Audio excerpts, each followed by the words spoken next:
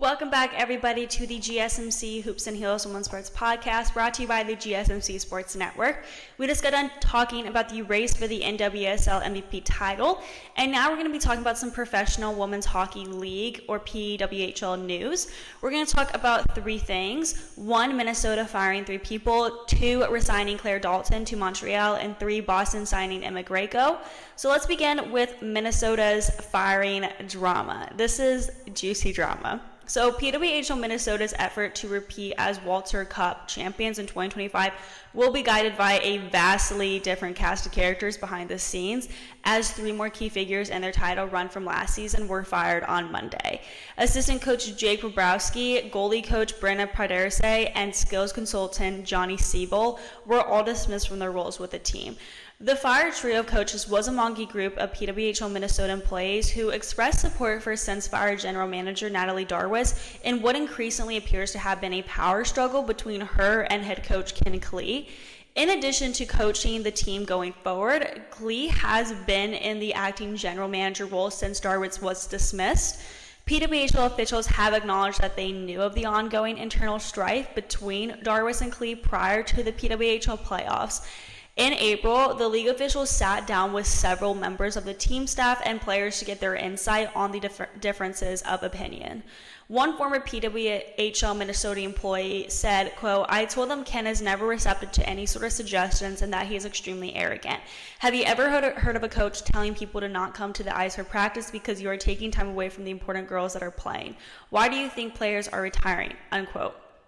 PWHL Minnesota forwards Sophia Kunin and Brittany Fleming announced their retirement following the 2024 season, which ended with Minnesota defeating PWHL Boston in 5 games for the inaugural league title. Darwitz, who put together the team and is credited with things like securing Excel Energy Center as their home rink and Shria Rink as their practice facility, was fired just days after the team's championship celebration, attended by thousands of fans. It was very successful. Another source, who was formerly a part of the PWHL Minnesota organization, said the latest firings appear to be Klee consolidating his control of the team.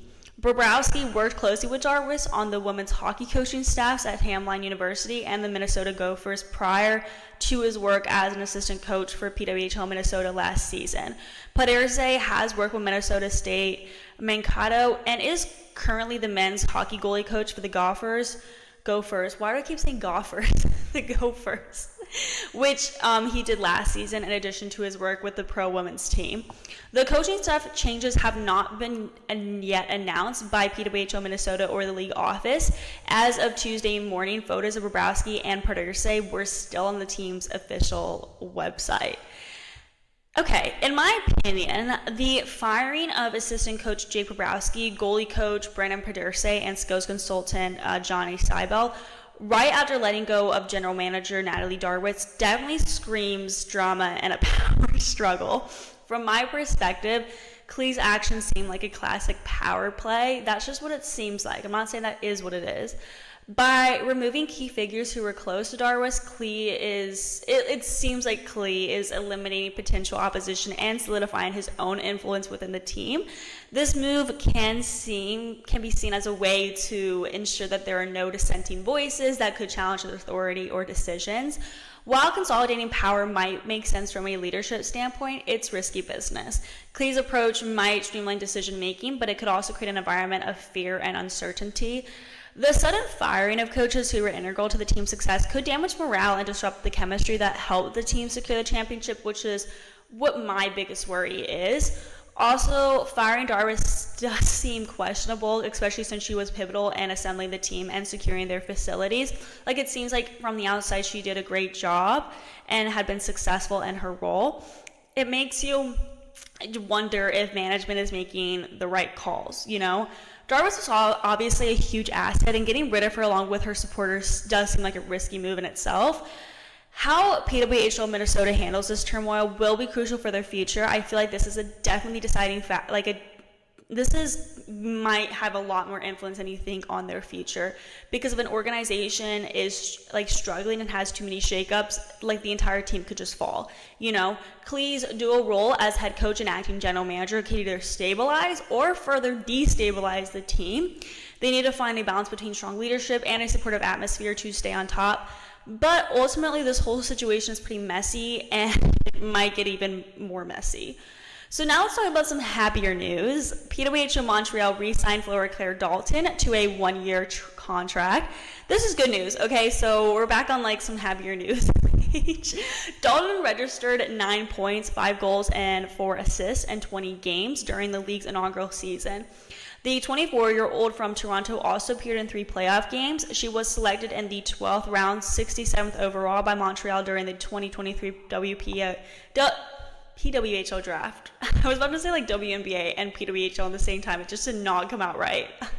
Anyway, so Dalton attended Yale University from 2018 to 2023. She served as a captain of the Yale Bulldogs during her senior year and led them to their first Ivy League championship, scoring the game-tying goal and overtime winner against Cornell in the final. She finished her collegiate career with 133 points in 130 games and is Yale's all-time leader in assists with 89.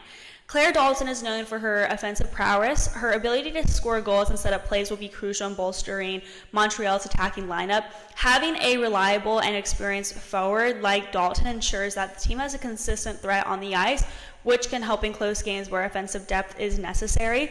Also, Dalton brings valuable experience to the team, both from her previous seasons with Montreal and her overall career. Her understanding at the same time. That was crazy. Her understanding of the game and leadership qualities will be instrumental in guiding younger players and maintaining team cohesion. Veteran presence is often vital in high-pressure situations such as playoffs, where her experience can calm nerves and inspire confidence in her teammates, and that's like the hope with bringing her in, of course.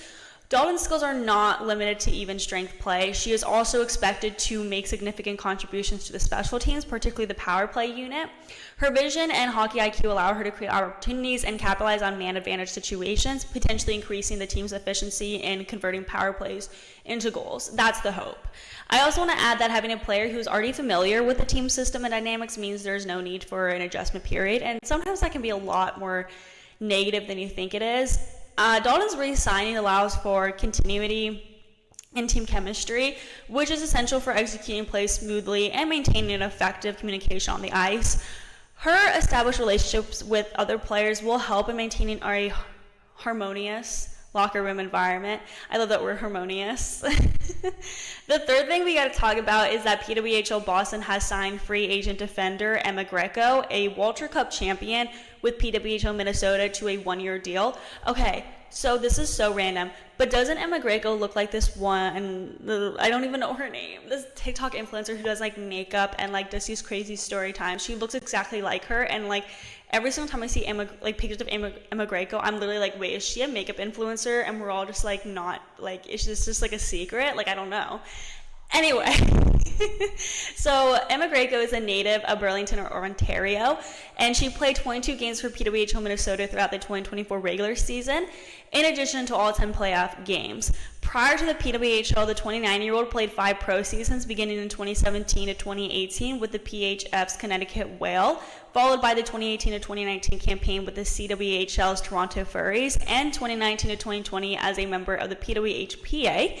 She played for the PHF's Toronto Six in 2020 to 2021, and again in 2022 to 2023, where she won an Isabel Cup. Greco also played 4 NCAA seasons at Quinnipiac University, where she led the team in shots blocked at 72 during her senior year.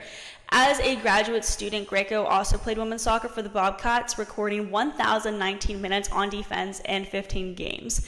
PWHL Boston General Manager Danielle Marmer said, quote, "Emma is a steady, reliable defensive man with proven experience in this league. She was a part of Minnesota's Walter Cup winning team, so she knows what it takes to win in the playoffs. Her hard defending and simple puck-moving style is an identity we're expected to add to our D-Corps," unquote. And then Greco said, quote, "I am excited and grateful to be joining PWHL Boston. I know Boston is a sports city with incredible fans, and I'm looking forward to seeing them at their home opener," unquote. Signing Greco is a significant boost for Boston. Emma Greco brings a wealth of experience and skill to Boston's blue line, known for her strong play and strong defensive play in particular. Greco is adept at shutting down opposing forwards, blocking shots, and making smart plays under pressure. Her presence will bolster Boston's defense, making it harder for opponents to generate scoring chances. Also, having won the Walter Cup with PWHL Minnesota, Greco knows what it takes to succeed at the highest levels. Her championship experience will be invaluable in guiding Boston through tough situations, particularly in high-stakes games. She brings a winning mentality and the knowledge of how to navigate the pressures of a playoff run, and that is what this team definitely will need. One of Greco's strengths in her ability is her ability to transition the puck from defense to offense smoothly. Her vision and passing skills can jumpstart the team's breakout plays, leading to quick transitions and counterattacks. This will add an extra dimension to Boston's game, hopefully, allowing them to turn defense into offense more effectively. So we're now going to move into the next segment where we talk about, where we preview the Amonti Evian Championships. Before we dive into that, we're going to be taking a very short break, so I will see you guys very soon. Looking for your daily fix of sports talk without having to pay for it? GSMC Sports Network is available on YouTube. Just search GSMC Sports Network. Get your fix of daily sports talk shows on YouTube, absolutely free. NFL, college football, NBA, MLB, MMA, UFC, fantasy football, and so much more. GSMC Sports Network has shows running all day long, with new sports shows starting every 2 hours. Just like on your favorite cable sports channel, except GSMC Sports Network is absolutely free. Just search GSMC Sports Network on YouTube to catch one of your new favorite shows, like the GSMC College Football Podcast, Chip Shot Football Podcast, Hoops and Heels Women's Sports Podcast, GSMC Basketball Podcast, and so many more. Check it out for yourself. GSMC Sports Network, now available on YouTube absolutely free. Search GSMC Sports Network on YouTube right now.